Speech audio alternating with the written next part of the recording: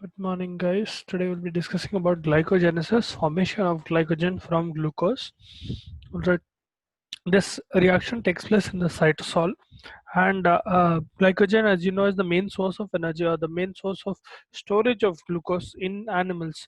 Starch being in plants, glycogen is the main source of energy in animals, mostly stored in liver, sometimes in muscle as well.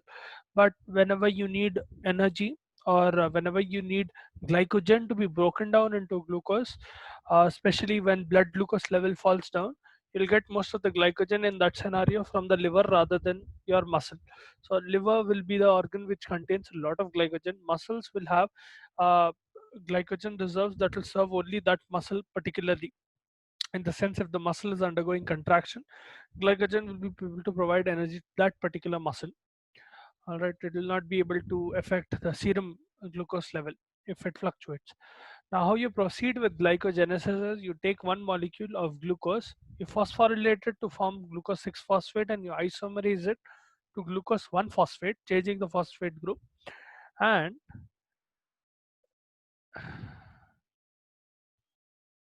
then you add something called uridine triphosphate. You have to add uridine triphosphate to glucose 1 phosphate in the presence of UDP glucose phosphorylase.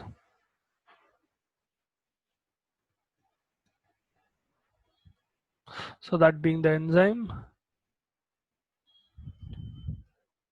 Okay, UTP is uridine triphosphate, UDP is uridine diphosphate. Okay, UTP, I'll write it down on top, right?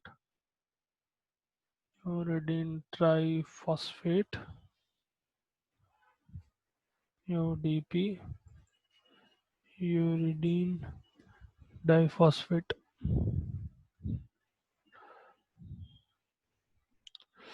All right, so whenever you have a UTP molecule that comes in, so you have a reaction like this, wherein UTP comes into picture, and it will give two phosphate molecules. It will give basically UDP to the glucose 1 phosphate molecule, and one pyrophosphate molecule is released. So you have, write it down as PPI, right? Pyrophosphate molecule is released, and you end up getting something called UDP glucose. Okay, so I'll abbreviate it like this as well, so that for further understanding, you, because we'll be chaining this reaction a lot. Okay, one second. UDP. So let me draw a circle. Imagine this circle is glucose. Okay, for now forget about the 6 points. Just remember this is circular in structure, because later on we'll be having 13 such structures. The structure becomes quite big. All right, so basically you're phosphorylating, I'll repeat once again, glucose you're phosphorylating to make glucose 6 phosphate, which you are isomerizing to glucose 1 phosphate, right? You're changing the position of the phosphate, and you add a UTP molecule, basically donating UDP to glucose and releasing one pyrophosphate molecule, in the process making UDP glucose in the presence of UDP glucose phosphorylase. Now, to make glucose, you need something called a primer. Okay, uh, primer is basically a small fragment of pre-existing glycogen. Think of it like curd. Okay, to make more curd, you need a little bit of curd, so that you can add that a little bit, 1 spoon or 2 spoon of curd to maybe a bowl of milk, so that you can make more curd. The same way, to make more glycogen, you need a pre-existing uh, small fragment of glycogen that will act as a primer. Okay, if you do not have primer, your body will use something called glycogenin, a protein called glycogenin. All right, so what happens is, first you make a glycogen, so you make a primer. Basically, how you do that is, you have, you add a hydroxyl group to this molecule,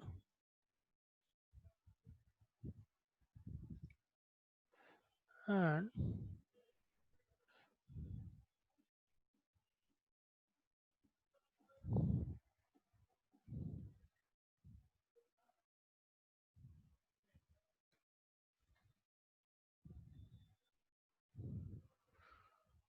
1 second. Yeah. So you add a hydroxyl group and you get glycogen. In the presence of glycogen, UDP will come out and you will end up with. So let me draw that protein this way so that you understand. This protein is basically attached to this hydroxyl group. So imagine this is the protein glycogenin. Okay, here I'm writing glycogenin. Here this is the vertical. This is basically glycogenin itself. All right. Remove that arrow for confuse. You get confused.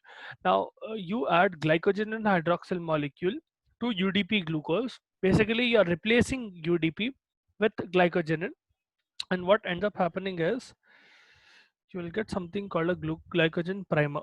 Okay, you will get a part of the protein here with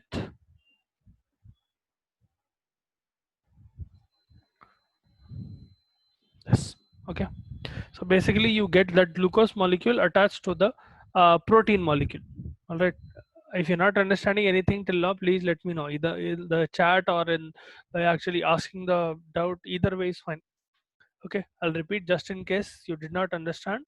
You're taking glucose, phosphorylating it, isomerizing it, and treating it to UTP, wherein a diphosphate molecule called UDP is attaching to glucose.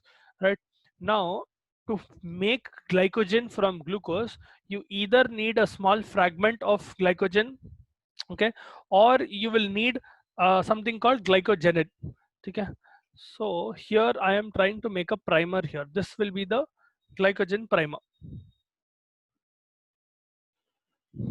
Technically speaking, this reaction occurs in such a way that this glycogen primer will have 4 molecules of glucose rather than one. Right, so it will chain several molecules of glucose. So several UDPs will be left out, and several what do you call glucose molecule will be chained. Glucose molecules will be chained together to that protein, so that you get a glycogen primer. From here on out, glycogen primer. So this is your glycogen primer. All right. So the enzyme here will be glycogen initiator synthase. So basically, you are initiating the synthesis of glycogen. Hence, glycogen initiator synthesis is the enzyme, wherein you will get glycogen primer. So from here on out, we'll continue the reaction again. All right. So from glycogen primer, I'll draw it again. I'm just erasing this so that you understand. Hmm. I'll send this fellow here. So basically, you continue from your.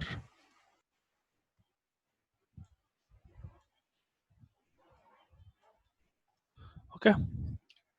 Now to this glycogen primer, what happens is 13 molecules of UDP glucose come and attach. So here you have what you call UDP glucose, right? The same way these molecules, 13 of these molecules will come and attach to the primer. So what ends up happening is, so if I draw it this way, I have 13 of UDP glucose molecules, right? They come and attach, and they basically leave glucose in the wake, and you end up with 13 molecules of UDP. So basically you are giving away 13 molecules of glucose to this glucose primer. What ends up happening is you get a structure like this. So here I will erase all of this so that you can understand, yeah, what happens here. Hmm. So you have the protein like this, and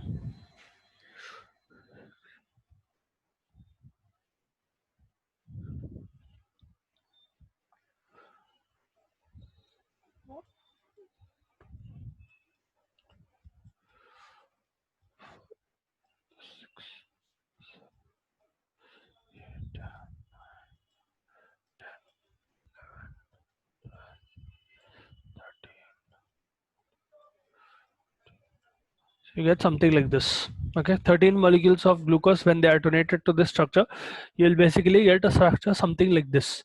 Right now, this is basically uh, an unbranched molecule. Glycogen will not exist like this. Even though this is not the complete form of glycogen, this is one of the primary forms of glycogen. Okay, along with that primer, what happens is here an enzyme called, so this reaction itself will occur in the presence of the enzyme glycogen synthase. Now what glycogen synthase does is, it is basically making a glycosidic 1,4 bond. This is a 1,4 bond in the sense that if you check this bond, see I'm drawing them as circles, but it is basically this glucose. So I'll draw one of that so that you can understand. This is one molecule of glucose. This is another molecule of glucose attached from 1, 2, 3, 4.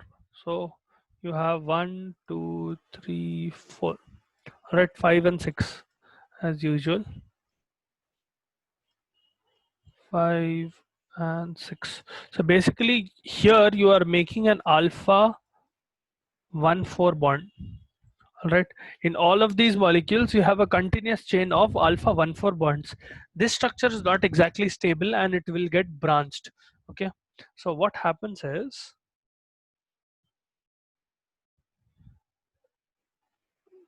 at around the 10th glucose molecule, so around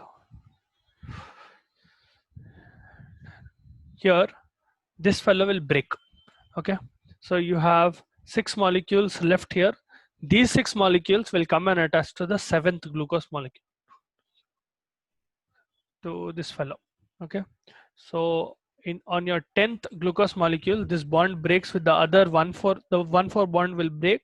All of these are 1,4 bonds. Okay, the glucose molecule which is chained together using glucose synthase. Glucose synthase is basically an enzyme that will make alpha 1,4 glucose bonds, or alpha 1,4 glycosidic linkages. Okay, in that scenario what will happen is, one second, because the structure is not stable, another enzyme will come into picture called glycosyl transferase. Okay, so this board is very small to draw all of this. Okay, what happens is you have a particular enzyme called glycosyl transferase, and this will basically, what it will do is, these 6 glucose molecules that you are seeing past the 10th glucose molecule. So let me draw it in a different color.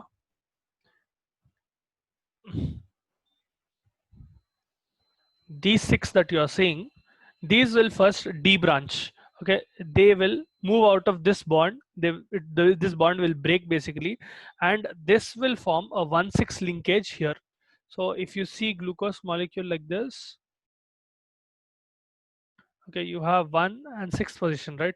So 1, 2, 3, 4, 5 and 6th position.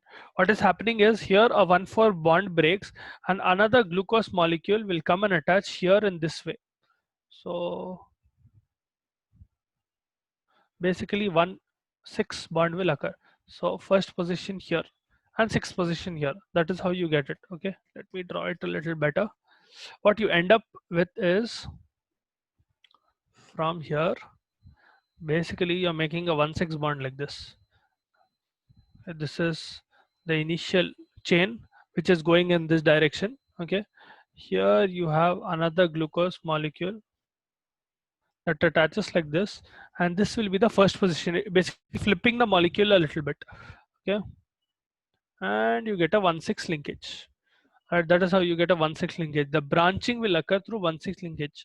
So you basically end up with a molecule with 10 straight glucose molecules and branching at the 7th glucose molecule, which goes in 1,6 fashion. So basically you will end up with a structure that looks like this. So you have the protein attached. I'm drawing a circle here. These are hexagons. Okay, I'm drawing it for convenience, that's all. 3, 4, 5, 6. अच्छा, नहीं तो मैं ऐसा उतारता हूँ, easier for you to understand. 1, 2, 3, 5, 6, 7, 9, and 10. So 1, 2, 3, 4, 5, 6, seventh one पे 1, 2, 3, 4, 5, and 6. The bond in between these two, or the bond in between these two, okay, let me do it in a different color. The bond that you see here, or the bond that you see here in this linear fashion, will be a alpha 1 4 bond. All right. The bond that you see here will be an alpha 1 6 bond. This bonding from the straight chain of 16 molecules to this branched molecule will be done by an enzyme called glycosyl transferase, sorry, glycosyl transferase. It is basically transferring the chain upwards. Okay, from the 10th molecule, it is basically shifting 6 molecules of glucose onwards. From here on out, what will happen is the same last two processes, elongation and branching, will occur again and again multiple times, wherein you end up with one molecule of glycogen. Glycogen generally, if you remember, has around 25,000 units of glucose. So you need to repeat this process several times before you can get a glycogen molecule. That is how you make glycogen. Glycogenesis is basically how this is how glycogenesis occurs from glucose. All right, I hope you understood this. If you did not understand any step, please let me know. I'll repeat it.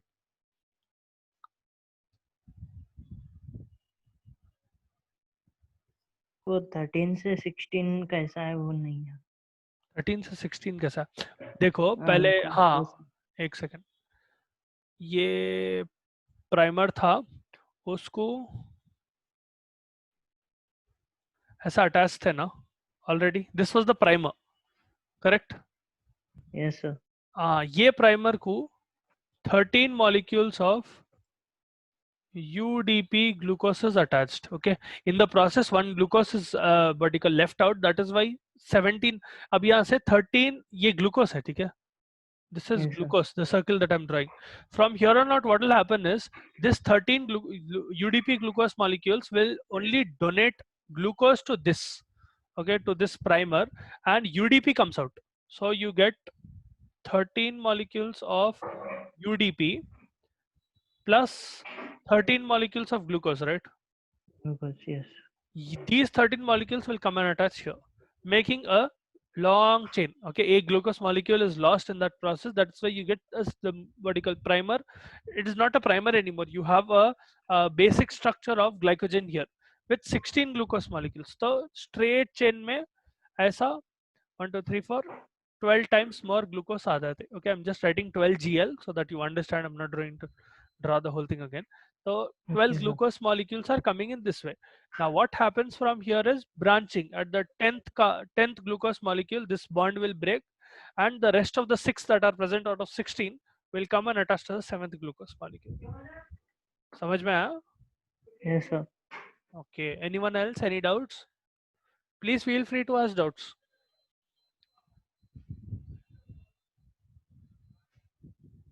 No doubts? Okay, ठीक है. We'll proceed to glycogenolysis then. How you break down glucose. Basically the same process. It is not exactly reversible, but when you write the what do you call chart, or when you write the cycle, it will look almost reversible. All right. So how does that occur?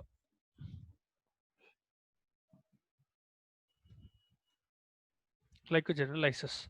All right. So basically you're breaking down glycogen to get glucose. That is what glycogenolysis is.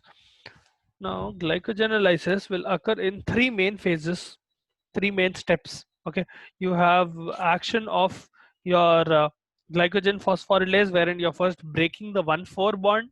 Then you have a debranching enzyme, which will vertical break the branch.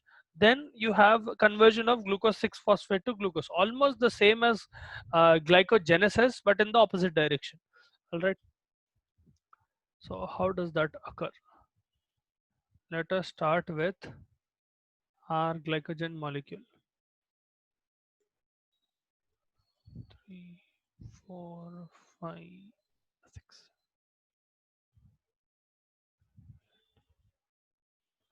10.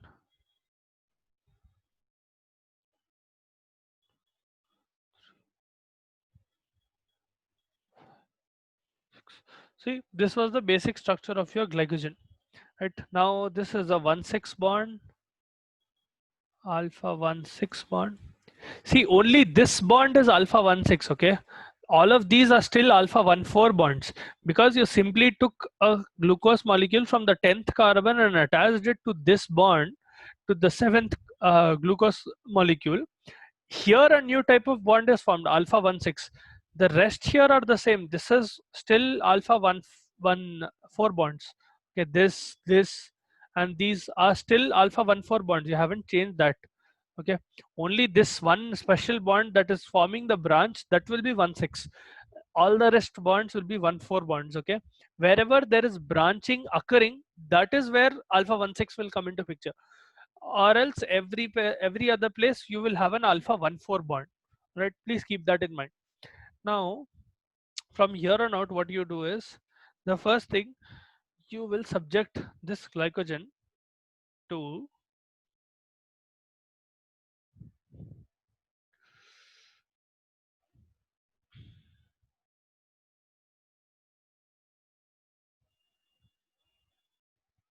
glycogen phosphorylase. Okay, so what happens is, whenever you have glycogen phosphorylase acting on this molecule, you basically start losing this 1,4 bond. So you start losing these 1,4 bonds. These 1,4 bonds will break first. So this all of these will start breaking first. Okay, in between you get a molecule with a branch of only 4 glucose molecules, that is called limit dextrin. It is basically a intermediate compound kind of thing. Okay, so here on, I'll repeat once again, what is happening is, you take one glycogen molecule.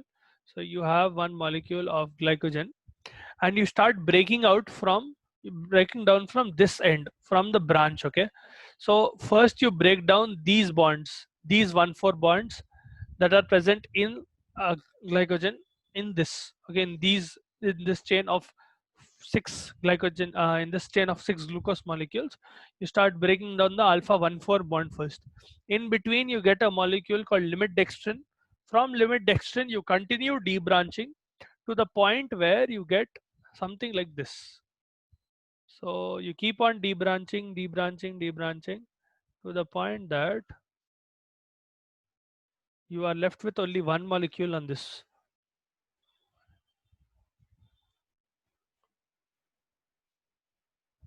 So all the 1,4 bonds are basically broken up. What you're doing is, you're subjecting glycogen to glycogen phosphorylase. That phosphorylysis, that process is called phosphorylysis. That process, what it does is, it will break down the alpha 1,4 bond that is present in the branch first. Okay, after that is done, you will what do you call, you will subject this molecule to something called a debranching enzyme. So you are basically trying to break the main branch. Okay, the main branching bond. So use a debranching enzyme. You have something called or alpha 1,4.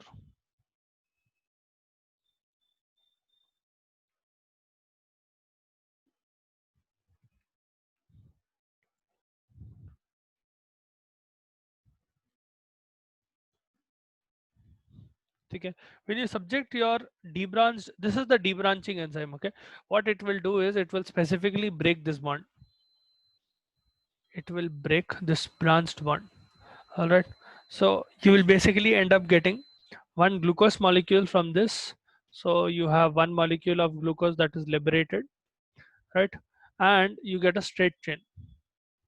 You basically get this.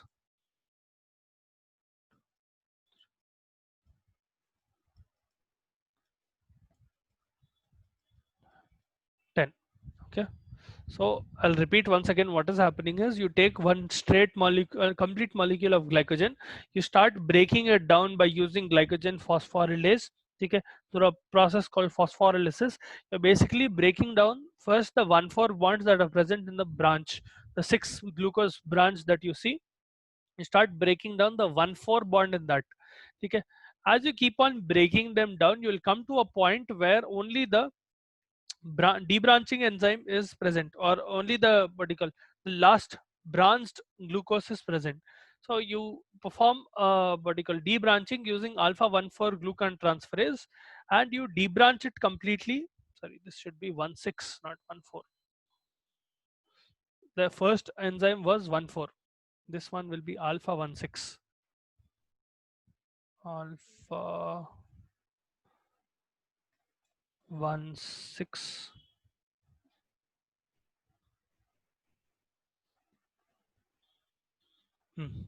Alpha 1,6 glucosidase. So that will deep branch 1,6. 1,4 को alpha 1,4 glucan transferase.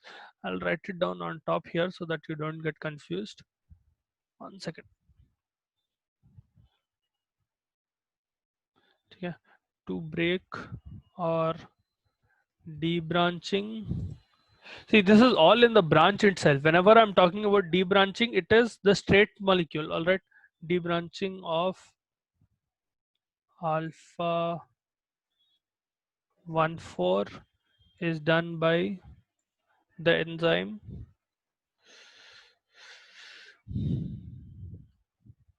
alpha 1,4 glucan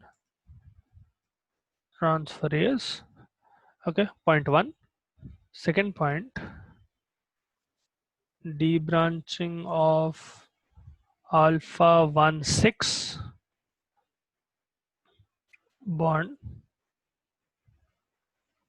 done by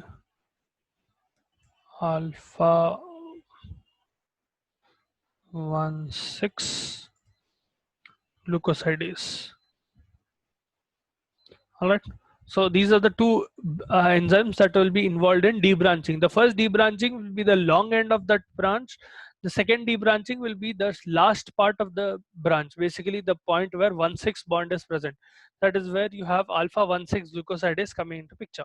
What you end up with is a straight molecule, all right, with 10 molecules of glucose. From here on out, you perform, you basically subject it to something called phosphorylation, or use the enzyme phosphorylase, and basically you end up with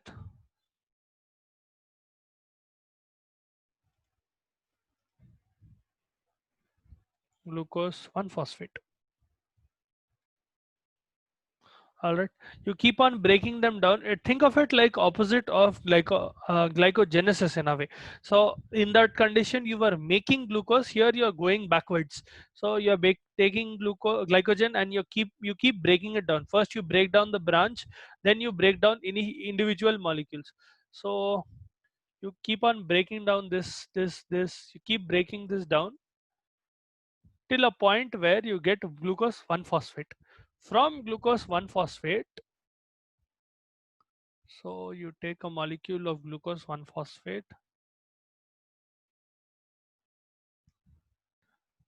and you perform isomerization using phosphoglucomutase. All right. In the presence of phosphoglucomutase, this fellow will become glucose 6-phosphate. 6-phosphate. Now there is one thing from here on out. What happens is, from glucose 6-phosphate, muscles cannot convert glucose 6-phosphate into glucose. So glycogenolysis will not be complete in your muscles. All right, I told you glycogen is stored both in your muscle and in your liver, a little bit in your muscle and in your liver. This enzyme, the enzyme that will what you call convert glucose 6-phosphate into glucose, that is absent in your muscle. So most of the glucose that is formed, that can only be formed through glycogenolysis in liver. What happens is, in your liver, a particular enzyme called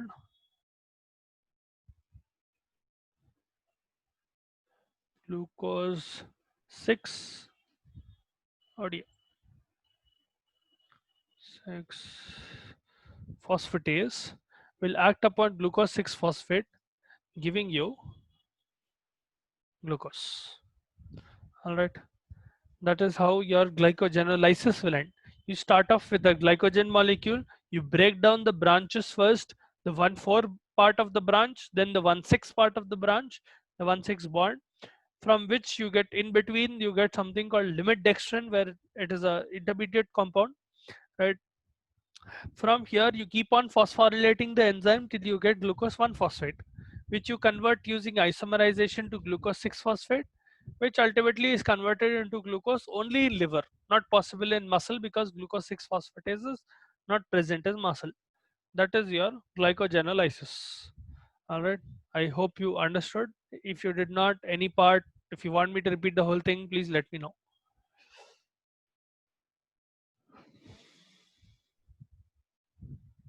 No doubts? Okay, so we'll end the class here today. Tomorrow we'll do HMP shunt pathway if time permits, even TCA. All right, hold on. Let's see something. Yeah, after debranching, what happened to the debranched molecule? Which part do you mean? After debranching, what happened to the? It basically got dissipated. You every time you keep on debranching. One second. If you take one molecule like this, and you have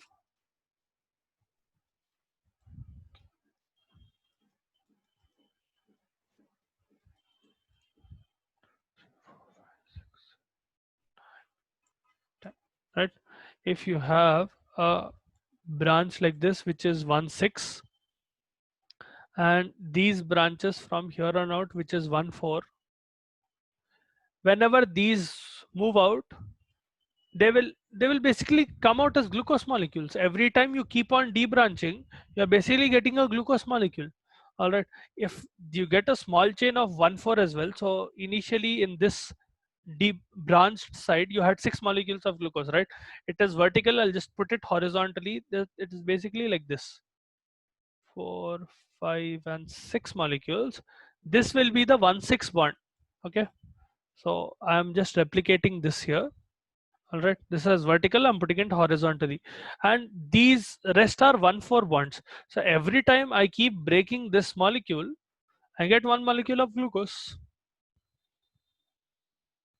I hope that answers your doubt.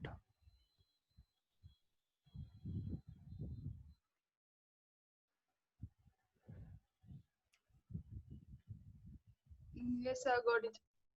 Chalo, theek hai. Anyone else, any doubts? Please feel free to ask doubts.